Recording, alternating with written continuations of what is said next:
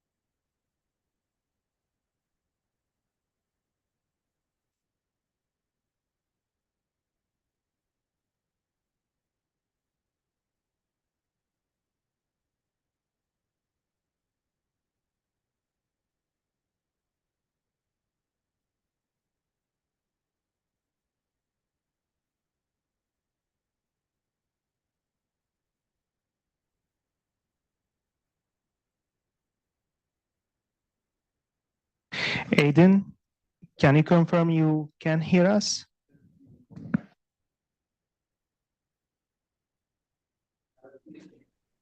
Hello, colleagues.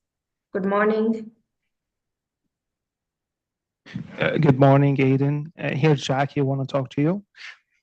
Hi, Eden. How are you doing? I'm good, thank you. Oh, good. So you can hear me. Excellent. We see you perfectly. Great. So She can just turn off her camera unless you want to talk. yeah, Eden, do you mind turning your camera off until you speak? Yes, no problem. I didn't see. She looks center to me. If you would like to adjust your screen a bit, your camera, so it's showing only white behind you, it's gonna be better if possible. If it doesn't possible, Eden, it's okay. Okay, no problem. Let me just.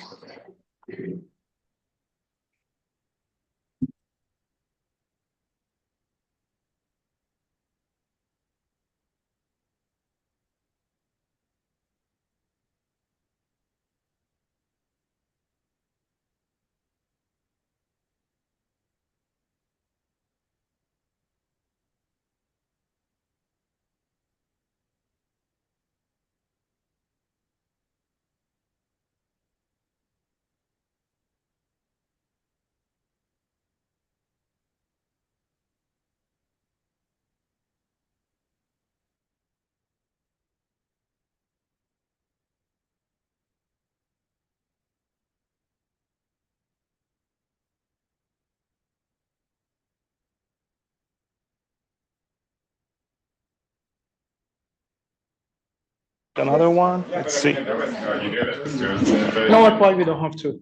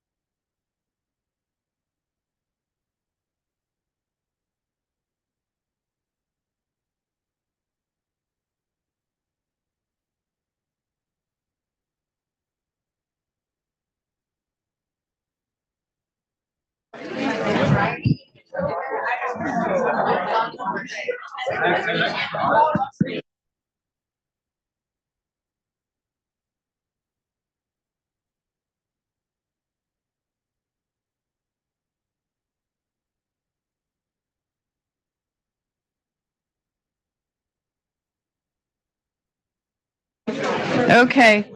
Good morning, everyone. I understand everybody's connected absolutely in the room and wherever you are around the world. Welcome. Good morning. I just want to say we're going to be starting a few minutes late. Our executive director's caught up in traffic, as we have here, early morning rush hour traffic, I'm afraid. And so I just wanted to welcome you and to say we'll be starting shortly. I also wanted to say that, you know, we don't have a lot of time.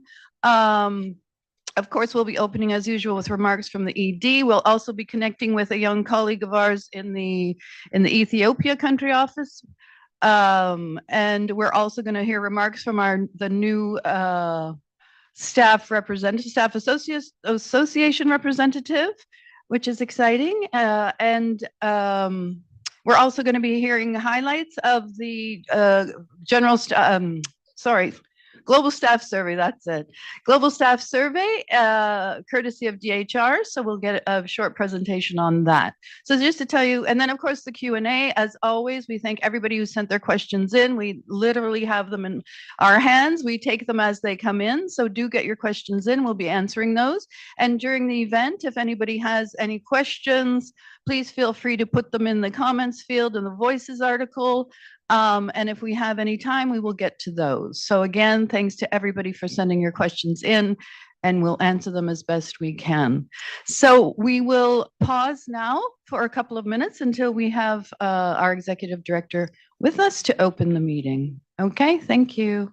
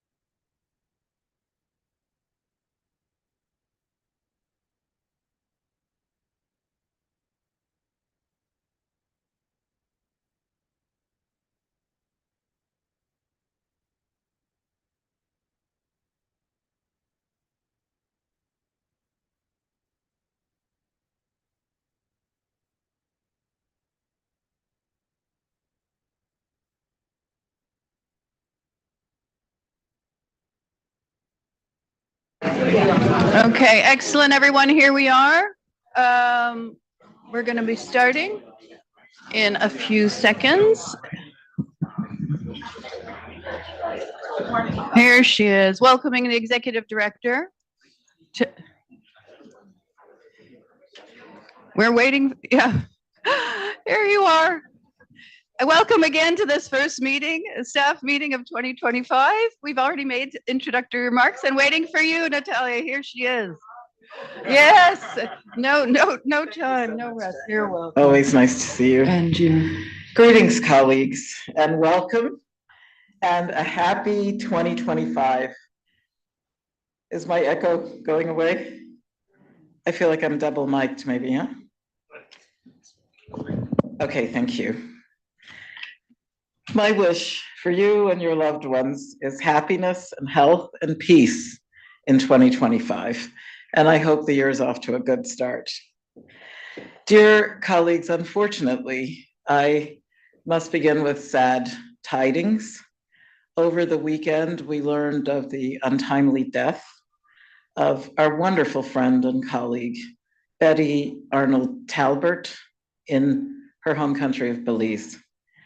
Betty, a UNFPA trained statistician and census expert, was the highly capable and much appreciated director of our sub-regional office for the Caribbean and our representative in Jamaica. Betty also served with the World Bank in Tanzania, which is when we met. She led their statistics work there for many, many years. We will miss her. This is a reminder of how precious life is. And I'd like you to join me now in a moment of silence as we stand in solidarity with Betty's family and her colleagues.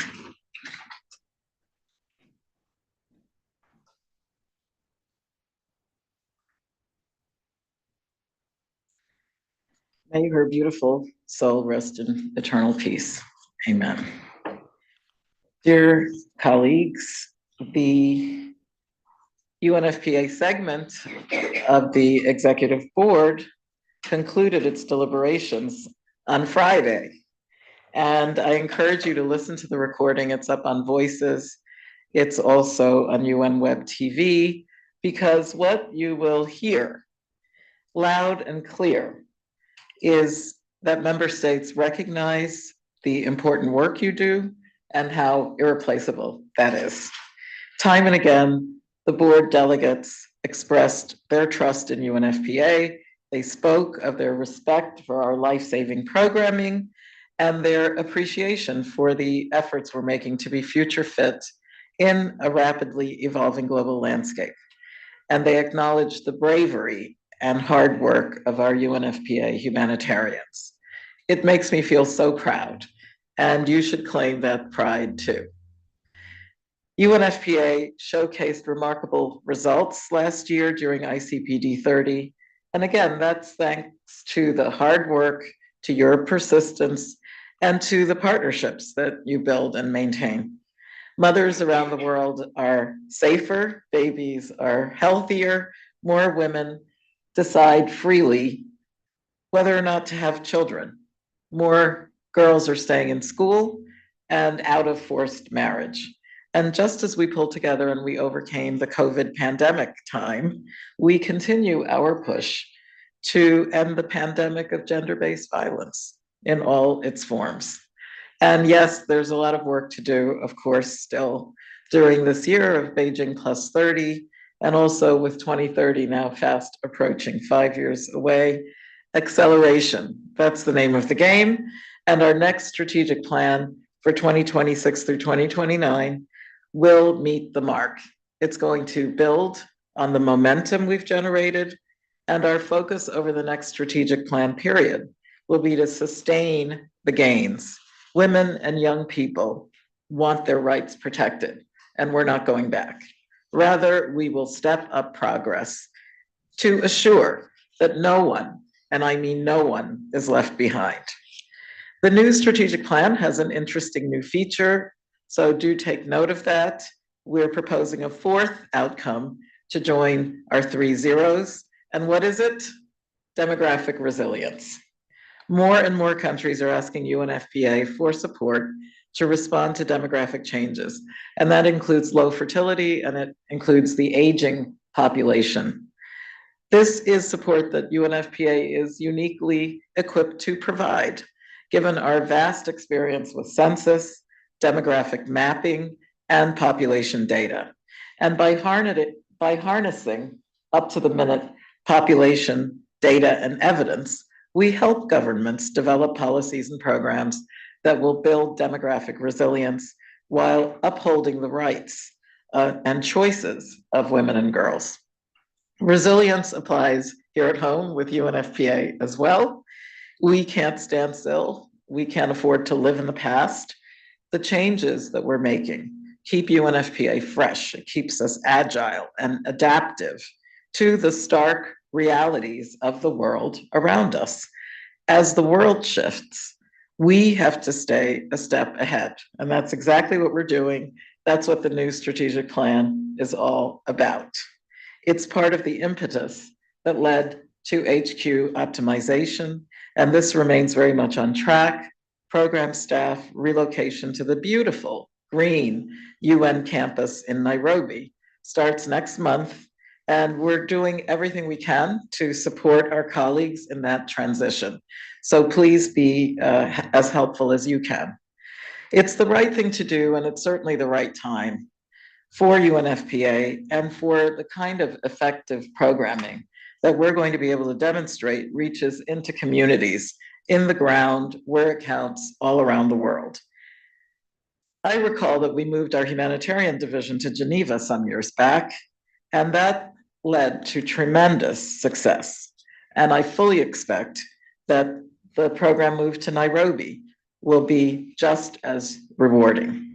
And the Reset Program Division and the Division for External Relations already are showing stronger collaboration and better integration. No more silos, please. And I'd like to thank you, Julia, and also Ian, and everyone in PD, our DER colleagues. Thanks to Josephine and DHR, DMS as well. We've attended to those details that assured job matching success. And there have been thoughtful preparations as the program division transfers to Nairobi. Deanna, Andrew, and I are most confident that these changes are part of equipping UNFPA to deliver even better and to make the case to attract even more funding support for the women, the girls, and the communities we serve. And you can be confident too. Early next year, we'll be moving our New York headquarters to a different location nearby. And that's going to be a very well-equipped green building with the added benefit of being half the rent we're currently paying. So thanks to Oliver and the facilities team, and really to everyone who's been involved. What else is happening? The HQ Innovation Unit and the Corporate Performance and Foresight Units are combining forces, and we will now have a new innovation and transformation branch within my executive office. And what I want to see is more coherence, more impact, and more efficiency in every part of UNFPA. So do bring your ideas about innovation and organizational change. This year, 2025, is a pivotal year for the United Nations and certainly for UNFPA. There's no doubt about that. And as we continue to chart our strategic direction, as we continue to build the UNFPA culture and workplace, we're doing so in a world, let's be frank, of uncertainty, of escalating conflicts, of insecurity and unpredictability. We see climate change accelerating. We see humanitarian needs skyrocketing, and we see the essence of human rights being questioned in some quarters. And that's the same story the world over. Women and girls, usually the least responsible, are the ones who bear the brunt of devastating effects. And wherever they are, UNFPA is right there at their side. It's the same thing for a diverse population, people with sexual diversities and also people with so-called disabilities. because a disability, we need to shift the lens and understand the strengths that go along with having different abilities. But I want to turn now to the rapidly changing landscape here in USA, the host country. We have seen recent statements and executive orders issued by the US President's office, and these have affected the United Nations. And I understand your concerns, and I'm worried too about the impact of the US changes on our ability to do our work properly, particularly in humanitarian settings, some of which are heavily dependent upon USA funding. So, as I explained in my email to you last week, so far UNFPA has not received notice of defunding from the US government. What we did receive, however, was so-called stop work orders for specific cases, as did several other UN agencies and NGO partners. And that's uncharted territory. We haven't been here before. I've directed that we continue to assess the legal, the financial, and the other impacts in concert, of course, with the Secretary General's office. A few days ago, you might have seen that new revised guidance was issued to the affected business units. And we will be paying attention to providing new updates in the coming days and weeks. As I said to the executive board, we in UNFPA, of course, are deeply concerned about the immediate consequences of US decisions on our work, on our partners, and the communities we serve.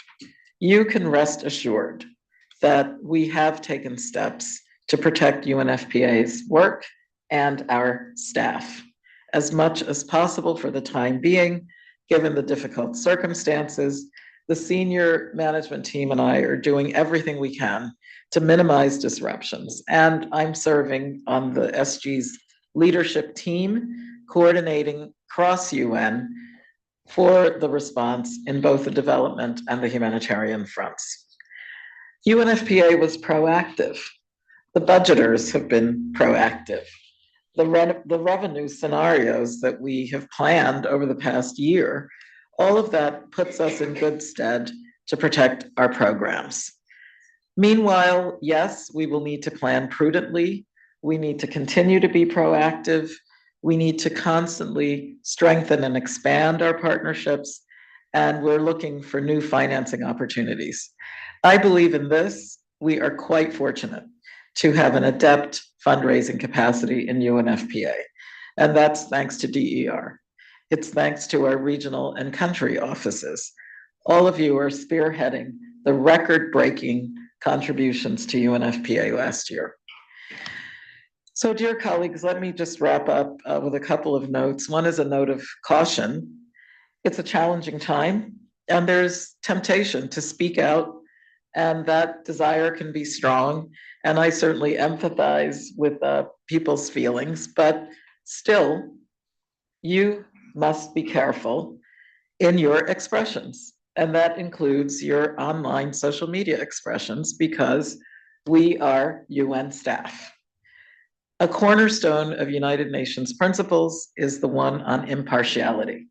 And impartiality is essential to our ability to operate effectively, to collaborate with diverse stakeholders, to cross the street and talk to people even when disagreements arise. So therefore, follow the rules on impartiality. Our ethics advisor has been refreshing us on what this entails. It means exercising the utmost discretion when you're engaging with media, and that includes social media. You're not an individual. You are part of the United Nations. Refrain from participating in public demonstrations and do not compromise UNFPA and UN impartiality. Let us be clear. Our mandate to support vulnerable women and girls and young people is and must always be our top priority. UNFPA remains undeterred. We are determined to continue to deliver the results that young people, that women, that adolescent girls, that governments, and communities expect from us. And we will stand with women and girls in all their diversities and with our partners in the sexual and reproductive health, development, and humanitarian sectors. And let us draw strength from the significant commitment to our mandate. We saw that in the executive board last week, and that comes from many of our partners. I've been on the phone with so many of our NGO and civil society leaders in the past couple of weeks. And there is ongoing financial and political support for our work, and that's robust. While we have not yet closed the books for 2024, I can tell you that 2024 again is on track to be another record-breaking year for UNFPA funding overall. And thank you, because that comes from you doing your job. It comes from you doing it well and doing it with integrity. And I'm so proud and grateful for you.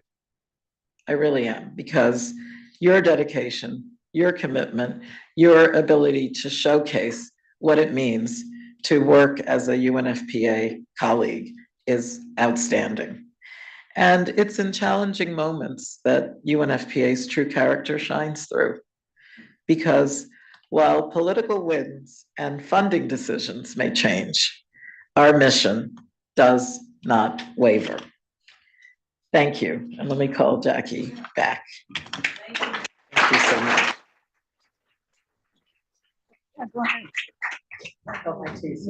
Thank you. Thank you so much for that. Lots to take in, but I think, as you said, we have to focus on our delivering on the ground, which is a nice segue to a young colleague that we have on the line in the Ethiopia country office, Eden Alam. She's a proud member of the Tangerines. We found you through the network, and is also a sexual and reproductive health analyst in the country office there. So we've invited Idem to talk to us about the role of young people and how she sees our staff, of course, young people working with us in our organization, and also engaging young people in achieving our goals. So Idem, did you want to say something? Did you want to? I know you do. Please go ahead. Sorry, I know that you prepared. So yes, sorry. Please. Thank you so much. It's such a pleasure to be here today. Dear colleagues, dear Dr. Natalia Kanim, UNFPA Executive Director, and everybody who's joining us from across the globe, good morning, good afternoon, and good evening to you. My name is Aiden, and I'm joining you today from Ethiopia Country Office on behalf of the Tangerine Network. I'm a medical doctor by profession, and here I serve as a sexual and reproductive health program analyst, as Jacqueline has said. I've been with UNFPA since 2021, and I believe that I joined at a critical time. It was during a time when a humanitarian crisis was triggered by the outbreak of conflict in northern Ethiopia. At that time, I was 25 years old, and I was stepping into a very challenging but also deeply rewarding role.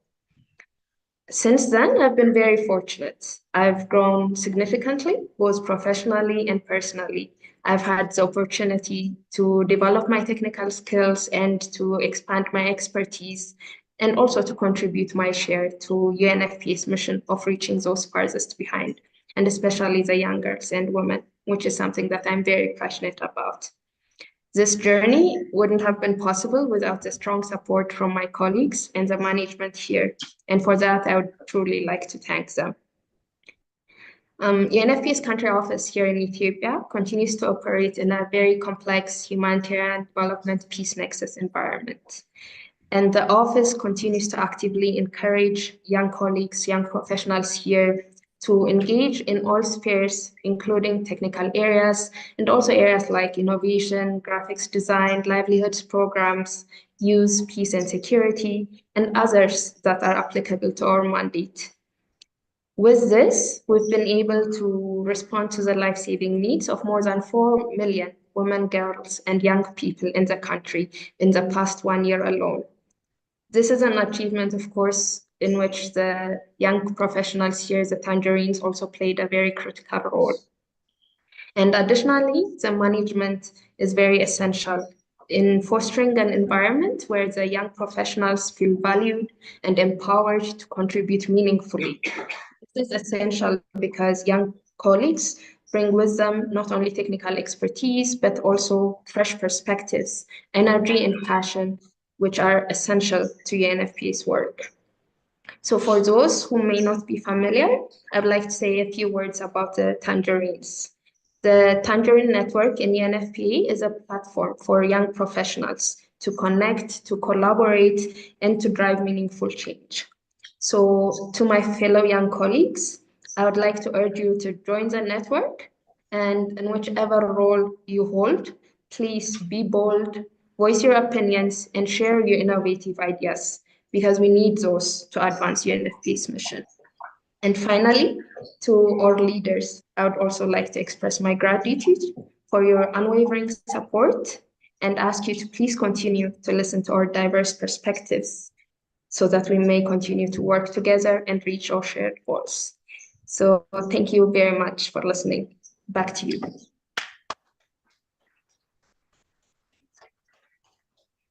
Thanks to you, Eden, and thanks for your passion and your commitment. It's exciting and energizing. And yeah, absolutely shout out to the Tangerines. You can sign up through my UNFPA, any new young professionals we have in the organization, and I encourage you to do that.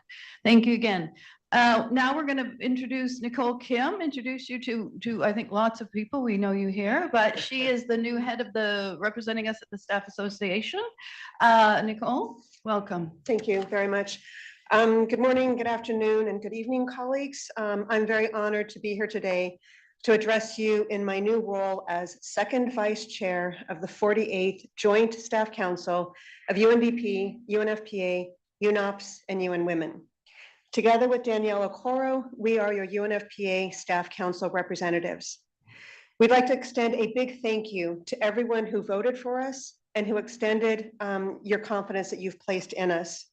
We'd also like to thank senior management for giving us the opportunity to address you today.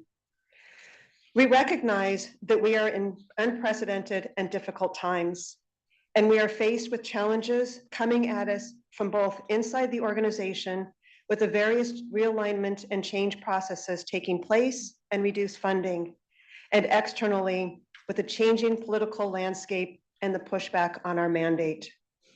As we face these challenges, UNFPA personnel will continue to do what we have always done. We will show passion for our mandate, and we will be strong advocates for the organization. But let us not confuse passion for our mandate with the issue of morale. We are concerned with some of the low morale that we have seen and heard in our conversations with personnel, even as our passion for our mandate remains high. And as we look out for our mandate, it is imperative that we look out for ourselves and for each other. We encourage you to use one of the 7 wonderful psychosocial counselors the organization has made available to you and to your families. It is really important that we take care of ourselves and that we do take care of each other. And as your newly elected Staff Council representatives, we promise to do everything we can to support you. This includes being available to you, supporting our local staff associations, and maintaining a close relationship with senior management, with whom we have a shared belief that people are our most valuable asset, and a shared commitment to support our colleagues. We as Staff Council meet with senior management regularly, and we engage in very constructive and honest dialogue, and we thank you very much for that, and we look forward to continuing to have those conversations. And now, as we await the results of the staff survey, our hope is that senior management will take real concrete steps to address all personnel concerns.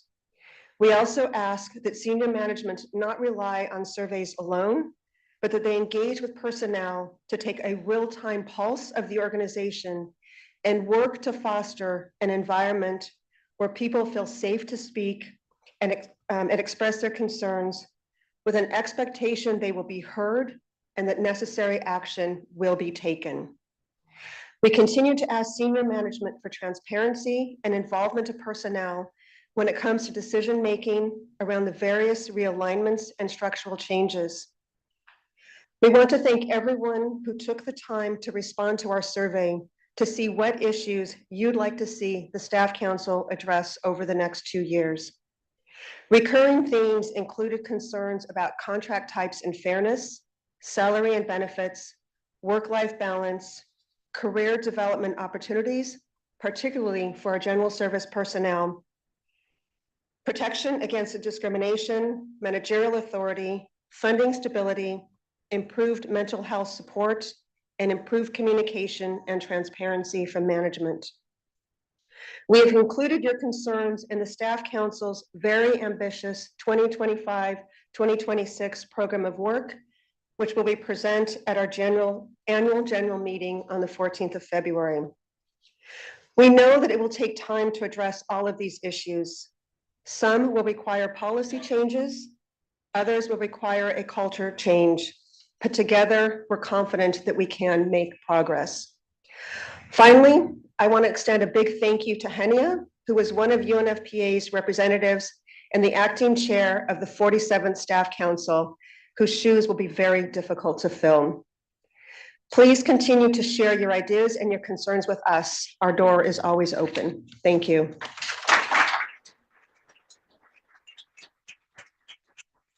Thank you, Nicole, and congratulations again. I'd like to invite now Arturo Pagan, the Deputy DHR Director, to present on the key findings of the recent staff survey. Arturo, thanks. Good morning, good afternoon, good evening, everyone. I'm Arturo Pagan, Deputy Director for Human Resources, for those of you who don't know me. Natalia started us with, our mission does not waver. And our young person said, be bold, share your opinion. So I'm here happily to share the results of the Global Staff Survey, which measures our engagement and our satisfaction across the global workforce that we have. So next slide, thank you. So I know my presentation is going to be very brief, but I'm gonna focus on some highlights, and you will have an opportunity within your smaller teams and units to go over the results on a bigger basis. But overall, this was the first time that we had all employment modalities participate. So that includes our individual consultants, our UNBs, our service contract holders, and all of our staff. Obviously, this was done by an external firm just to maintain confidentiality and anonymity, and that was the Agenda Consulting Group. The good thing about working with Agenda, as you can see, is that we are able to benchmark against 16 international organizations that are similar to UNFPA and who have done this over the years. So we have great access to see the data and do a comparison study with them as a benchmark, as well as look at the results of the last survey we did at UNFPA, which was in 2021. So the good information that I have to share with you is that we had an amazing response at UNFPA. 66% of all personnel responded, and 74% of our staff members responded. So congratulations. I think we have to celebrate the fact that we had high levels of engagement across the board this time around. So give yourselves a hand. This is important. Good. So here, I'll go back one second, sorry. I just wanted to go over the bit of the color coordination so that you understand how it goes. So whatever you see in green is where we had 70% or more positive responses. Wherever you see blue, it's between 50 and 70%. Orange is less than 50%, and negative is 30% or lower. Okay, so this is how to read the results. And again, we're comparing the results through 2021 and also to the benchmark. Thank you. All right, so starting to look at, again, UNFPA's incredible engagement, 87% overall people are really actively engaged with the organization. So if you look at the numbers, I feel proud to work in this organization, 90%, and I am willing to put in extra effort in order to help my organization, 94%. So this shows that we have an incredible amount of engagement at UNFPA, and people are really proud to carry the important work of UNFPA forward. looking at some of the highlights and some of the lowlights, right? So the highlights, people are willing to put in extra effort. People are proud to work for this organization. I am really happy to see that there is a lot more knowledge of how to deal with discrimination, abuse of authority, physical violence, harassment, sexual abuse, and sexual exploitation. That means that we're doing a good job at addressing those issues within UNFPA, so congratulations again. The organization values diversity, and we trust and respect our managers. Really healthy sign. Some of the lowlights, some of the work that we have ahead is I have good work-life balance. That is an issue that unfortunately we do have to work on, and that's why it is in orange. And then some of the issues as well, rewards and recognition, managing change, and knowledge sharing, particularly working across different units and teams.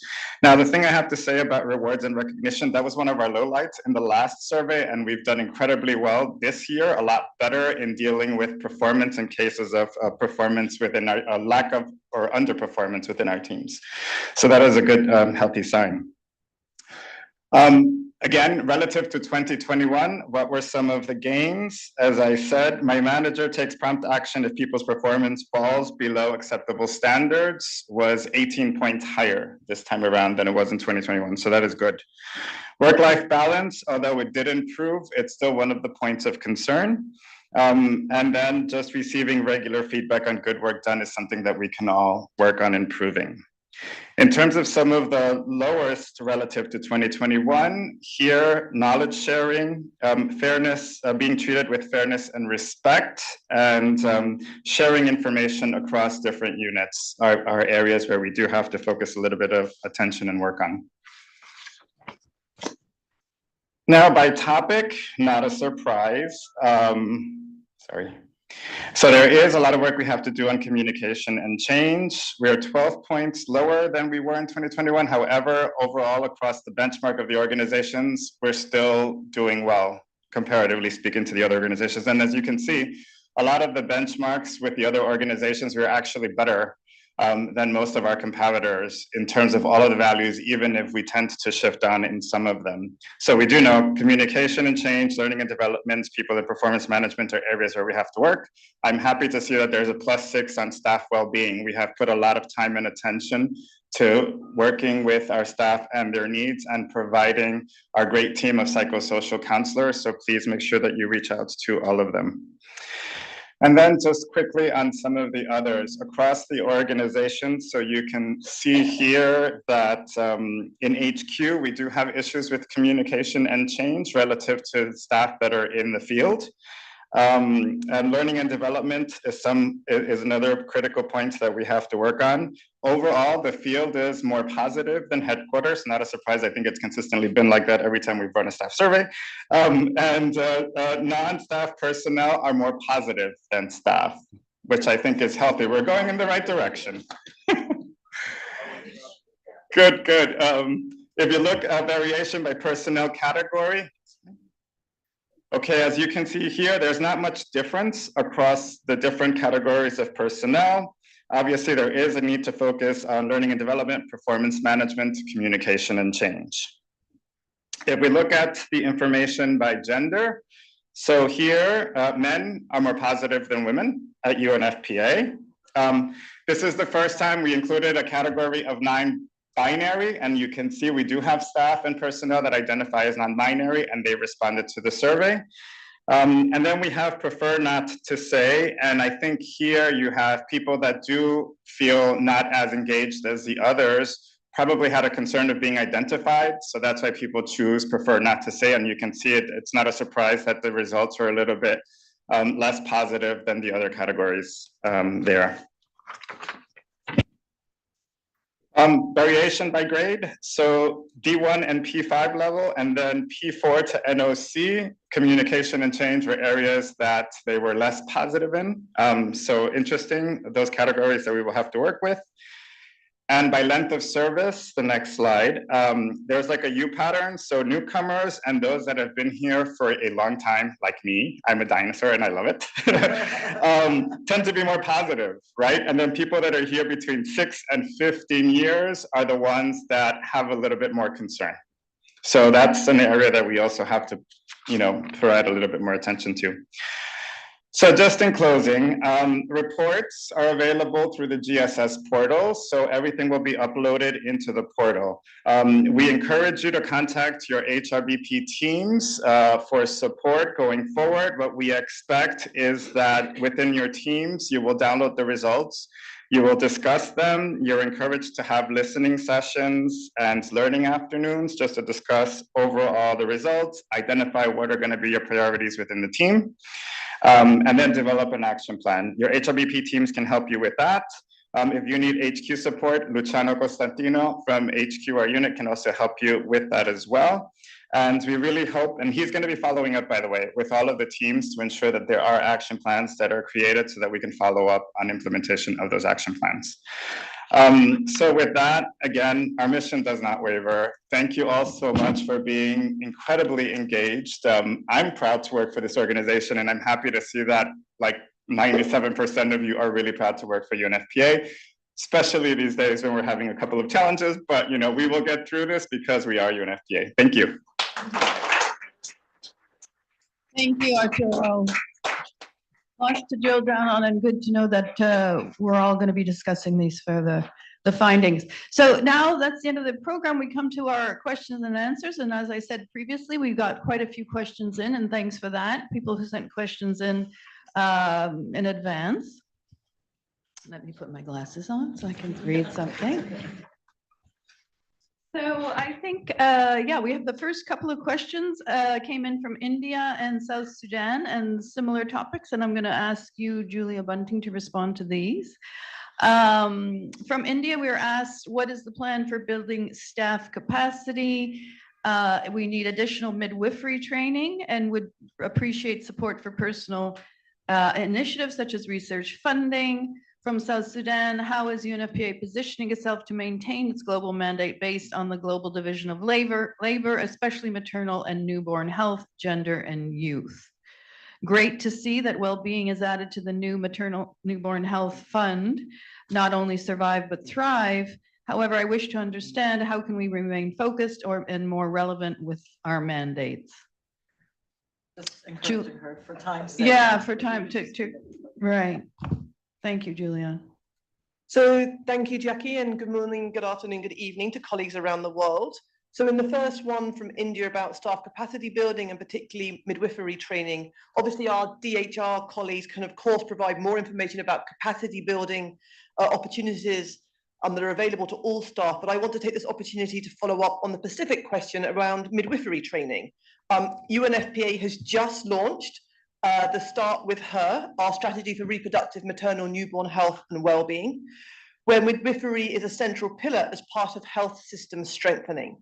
To roll out this strategy, an acceleration plan will be developed with strong focus on ensuring UNFPA supports the implementation of high impact practices. And I'll be brief because I know we've got a lot of pressure on time. So I'll move now on to the question from our colleague from South Sudan, again, about our global mandate, how we're prioritizing and focusing, including our maternal and newborn health work. So in recognizing the importance of our global mandate and our ability to support worldwide progress in maternal and newborn health, the Start With Her strategy takes a comprehensive approach with 4 pillars. The first is around committing to financial, legal, and policy environment for comprehensive sexual and reproductive health and rights. The second pillar is called Deliver, which is about access to quality reproductive, maternal, and newborn health services. The third pillar is around Empower, empowering women and communities to be active agents of change to exercise their rights. And underpinning those 3 pillars is our commitment to leverage data to drive impact and accountability by strengthening systems. And core to this strategy and to all of our work is partnership and collaboration, in particular under the Every Woman, Every Newborn Everywhere, the UNFPA group, which is a partnership between UNFPA, UNICEF, and WHO that will ensure that we stay focused and we collaborate to achieve real and lasting change for women and babies around the world. Thank you, Jackie. No, thank you, Julia. And I should say that the answers to these questions will also be posted written form on the Voices article. Thank you, Julia. So now I have a question for you, a couple questions for you, Andrew. One came in from Egypt, asking for an update on the HQ optimization, particularly the mention in the 18 November email that went to all staff, saying that there would be an operations unit established in Nairobi to provide centralized admin services to PD and the IEP. So how's that progressing? Okay. That's your first question. Shall I go on to that one, Jackie? Yes, please go ahead. Okay, and I'm trying to cut my answer short here. Well, thank you for the question. The optimization, headquarter optimization project remains top priority for the organization. Anyone listening on the board last week is the overwhelming support of our member states for it, and also the overwhelming recognition of how transparent we have been up to and including the fifth member states briefing we done just a couple of weeks ago. You can expect a full communication on the initiative later this week from the chief of staff. That will be a written communication. But in the meantime, I'm pleased to say that the optimization initiative, don't need to start again, do I? Okay, all right, okay. The optimization initiative remains on course and is actually on the very schedule we established right at the start of this project. So it is actually on course fully. Relocations to Nairobi will formally commence on March the 1st and will be concluded by the 31st of August, with the majority of the staff planning to move later in that window to align personal preferences and business needs. I should say that the FGM team that was previously based in Addis Ababa already moved to Nairobi at the end of last year. I can also confirm that the office space will be available for UNFPA staff fully, our final premises in July of this year. And as of late January, I can say that 99% of impacted international staff and 92% of the local general service staff members have been successfully placed. Regarding the specificity of the question, I can just say that regarding the operations unit in Nairobi, we have now agreed at the end, I think it was the end of last year or the beginning of this year, on the establishment and the actual structure of that unit. It will actually have 6 positions covering finance, ICT, travel, general admin. Recruitment for the operations unit already began in January, and we are also adding, to enable a smooth transfer, a dedicated HR business party unit and a security position in Nairobi to support the division relocating there. Okay. I'll stop there, I think. Excellent. Thank you for answering that question. The second question is, it references the funding suspension that Natalia spoke to earlier, and it's heavily impacting all of our staff, of course, here, global, regional, country level. And there's a call for more communication at the various levels. So, you know, at country level as well, regional HQ, we're getting a lot of information every day, but, you know, how do we keep that information flowing and staff informed as best as we can?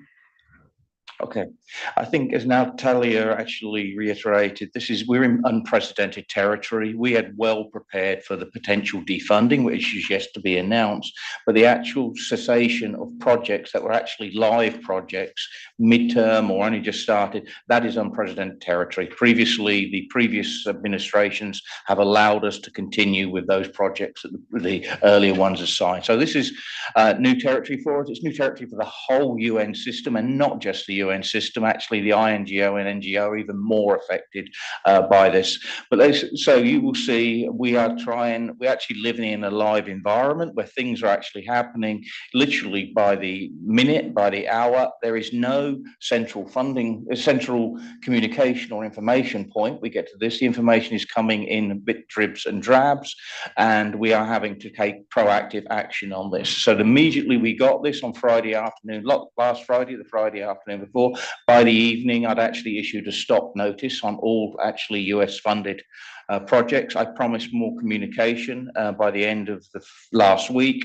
Last Friday, I actually issued that additional, which included operational guidance on how to actually operate in this environment. I must actually give a big hand to all the team who's actually interdivisional team at headquarters and actually in our field, and particularly the Washington office, who come together and really worked hard to get this guidance out day and night with the little information we have.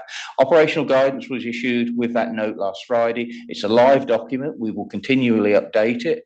You'll see that's actually attached to that is a spreadsheet which puts every US funded project in one of three categories, either not suspended or where we said carry on, suspended in which we said stop, and in the operational guidance it says what that actually means. And then there was another category which is called partially suspended, where we've received some kind of waiver for a limited number of projects. And for those we actually issued, we said more information would be following last Friday. Actually, as of yesterday, all of those budget holders of those projects were communicated to actually what that actually means and how they can actually work. And I can say literally straight after this meeting, our group will actually meet again to provide additional guidance in that operational guidance note to cover things such as procurement, as we've now received, and other matters as we update it with more and more information coming in. So we are trying to do the best we can, Jackie, in very uncertain times, but at all times to protect the organization, but two, do whatever we can to actually make sure we deliver to those who need us most on the ground. Thank you. Absolutely. But a general encouragement to our senior leaders and reps at country offices to keep the information flowing or communication open, even if nothing is certain. Very much so. And all reps, deputy reps, regional directors, etc., as well as the business unit are copied in those communications. Yeah, excellent. Okay, Andrew, you're dismissed. Okay. Thank you. Okay, we have a next couple of questions. Thank you for the Josephine, our director of DHR. One that came from here in New York about the individual consultants and their status. They make up 20% of our workforce. However, there's still lots of challenges with their contracts, a lot of benefits they don't have. And there's understanding that other UN organizations are stopped giving out these IC contracts, but instead switching to IPSA contracts, which I think we've discussed. And I know there is some movement in that direction, but maybe you could update us on what's happening there. So this is better a question. Contracts. Thank you. This is a question that has come, I think, in the last staff town hall as well. So just starting off with the last part, yes. We have just implemented our local service contract. So we're in the process right now of making that adjustment. And this affects about 800 of our staff. Coming after that, we'll start to look, and this is the equivalent of the NPSA that UNDP has implemented. We are going to start to look at our own IC contract as well to make sure that there's equity, to make sure that the contract is being used correctly, because ideally, IC contracts should be used for short-term work. They should be used for specialized assignments, and they're not intended to have an employment relationship or those that is happening. So when we do the review, we'll make sure that we'll provide the guidance on how it actually needs to be used. There's a comment around taxation. Now, UNFPA doesn't decide how tax is actually going to be handled. There are actually conventions and privileges that we have to abide by. So while the expectation might be there that salaries and payroll will not be taxed, we don't have control of that. So I want to just manage the expectation when it comes to that. The question talks about interns and talks about why do interns get the privileges? And I think the reason we reviewed the internship policy, I was very happy to hear Arturo, they're the happiest group of them all, is because, it wasn't fair. People were becoming interns because they could afford to live in New York. And so we started to look at how we can actually provide a little stipend to our internship so that they can come from up country and come into the city and be an intern. And of course, while we are doing that, we reviewed some of the benefits, which we'll go ahead and do with the rest. There's a comment about some organizations are, stopping the contract. It's true. Some organizations are reducing I would say, reducing the reliance on ICs, while others, because of their own budgeting abilities, are not able to. So I won't name the organizations, but I'm sure the person who asked the question knows that there is actually a continuum. UNFPA has been discussing this, and we intend to go towards the direction of using less and less ICs for regular work. So once we start to review that, we're hoping that managers, representatives around the organization will start to determine really what contracts should be used for what kind of work. I think I've answered most of the questions. Yes, you have, and you answered more than I asked. But one more question, sorry. But again, the written responses will be posted. From South Sudan, we're asking about senior staff who retired a few years back and they're coming back as OICs. Does UNFPA have a plan to groom the younger generation in developing their management skills and confidence and entrust them with rep and deputy rep positions? Yeah, so we have a brilliant, I like to pass on hard questions to Arturo. So oh, of course. The old trick. No, she does it because she knows that learning and development is near and dear to my heart. So I love this question. Thank you for whoever asked it, right? So at UNFPA, as you all know, we are committed to ensuring staff serving have the opportunities they need to grow within the functions that we have at UNFPA and to fulfill some of those important needs. Specifically right now, what we're working on to do this is we are working on classifying our job families and structures, and this is in support of the country programs that are coming up ahead and planning for that. As well as the realignments and so on. We are revising our competency framework. We're looking at trends, particularly going into thinking about the new strategic plan and what are the needs of the organization. We are working with the new assessment center provider for our leadership pool assessment center.